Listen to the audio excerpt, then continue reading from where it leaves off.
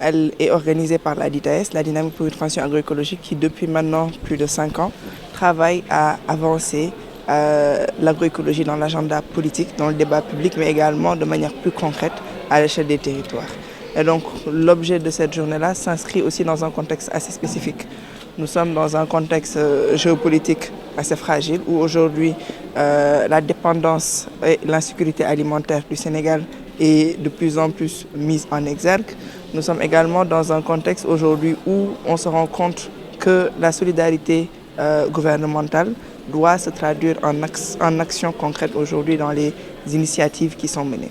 Et donc, lorsqu'on parle d'institutionnalisation, nous sommes également dans ce contexte-là de révision. On a fait une année de réforme, la loi d'orientation agro-silvopastorale, le plan national d'adaptation, plusieurs éléments et qui ont abouti, dans notre point, à un démarrage d'élaboration d'une stratégie nationale d'agroécologie au Sénégal.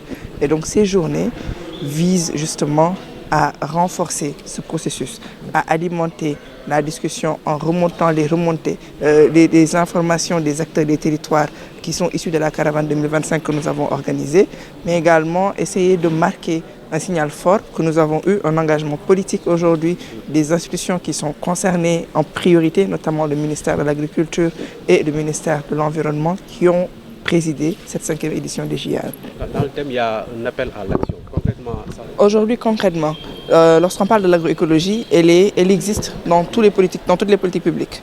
Elle est financée dans toutes les politiques publiques. L'action qui manque, c'est la coordination. La coordination, la synergie. Et donc nous, quand on parle d'action, c'est comment est-ce qu'on orchestre, comment est-ce qu'on met en harmonie l'ensemble de ces initiatives-là qui vont aller vers les mêmes acteurs, dans les mêmes territoires, mais qu'on puisse les conjuguer autour d'une même initiative ou bien d'une même en tout cas action qui est l'agroécologie. Donc de manière très concrète aujourd'hui, ça c'est un premier point. Fédérer les acteurs également, donc à la fois étatiques et non étatiques, mais également avancer sur les techniques, les pratiques et les innovations et de structurer les filières pour être sur des systèmes alimentaires compétitifs et durables. Alors, on est dans une période, je pense, où tout le monde suit la guerre au Moyen-Orient. Nous avons, quelques semaines avant ces journées, produit justement un communiqué de presse adressé au ministre de l'Agriculture qui visait à renforcer aujourd'hui cette autonomisation en sécurité alimentaire.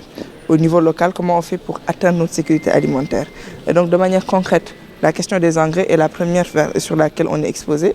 Aujourd'hui, nous suggérons de manière très concrète que le gouvernement travaille à élaborer des filières locales de production d'intrants organiques. Nous avons le potentiel, nous avons les organisations qui travaillent dessus, nous avons déjà des initiatives. Comment aujourd'hui le gouvernement optimise davantage son énergie dans cette orientation-là afin de créer à la fois des emplois locaux, mais également d'éviter cette dépendance exogène qui aujourd'hui montre clairement ses limites.